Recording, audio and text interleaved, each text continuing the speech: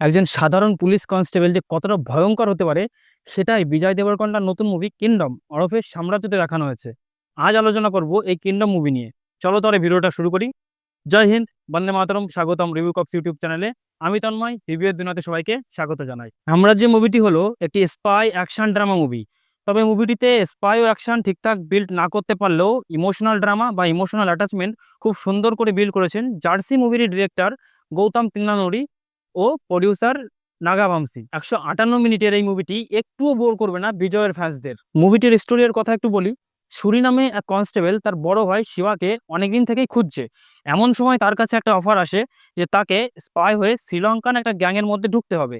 আর সেই গ্যাংয়ের লিডার হলো তার নিজের ভাই শিবা। আর শিবাকে বাঁচাতে হলে তাকে এই গ্যাংয়ের মধ্যে ঢুকে এই গ্যাংয়ের সমস্ত ইল্লিগাল অ্যাক্টিভিটি জানাতে হবে। সুরি এই গ্যাংয়ের মধ্যে ঢোকে এবং ধীরে ধীরে সে জানতে পারে এটা আদৌ কোনো গ্যাং নয়। এই গ্যাংয়ের লোকেরা আসলে শ্রীলঙ্কার যে লোকাল গ্যাংস্টার তার নির্যাতনে নিজেদের জীবন বাঁচাতে এই ইলিগাল কাজগুলি করে থাকে। আর এরই মধ্যে একদিন এই লোকাল গ্যাংস্টার স্পাইয়ের ব্যাপারে সবকিছু জেনে যায় এবং সুরিয়ের বদলে শিবাকে মেরে ফেলে।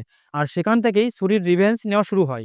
এরপর কিভাবে সুরি রিভেঞ্জ নেবে, শিবা বাড়ি থেকে বেরিয়েছিল কি কারণে, আর সে শ্রীলঙ্কায় বা কিভাবে পৌঁছালো, আর এখানে যে নির্যাতিত লোকগুলো ছিল সেগুলো কিভাবে শ্রীলঙ্কাতে পৌঁছালো, তারা কারা, এই সমস্ত কিছুর উত্তর মুভিটি দেখলেই পাওয়া যাবে। আর এই মুভিটি যে পুরোপুরি শেষ হয়নি এবং এর পার্ট 2 যে আসতে পারে সেটাও এই মুভিটি দেখলেই ভালোভাবে জানা যাবে। সুরির অভিনয়ে বিজয় দেবরকোন্ডাকে খুব সুন্দর মানিয়েছে।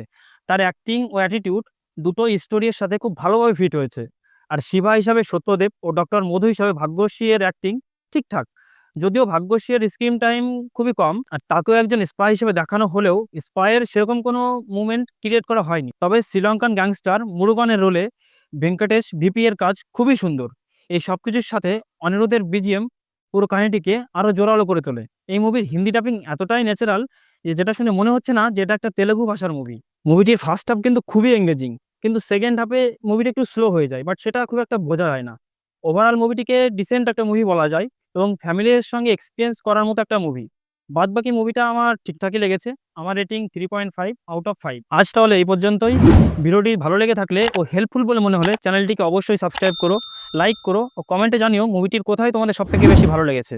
আর তোমাদের যদি কোনো মুভি লাভার ফ্রেন্ড থেকে থাকে তাদের সঙ্গে অবশ্যই শেয়ার করো। দেখা হবে অন্য কোনো রিভিউয়ের সাথে। জয় হিন্দ, বন্দে মাতরম।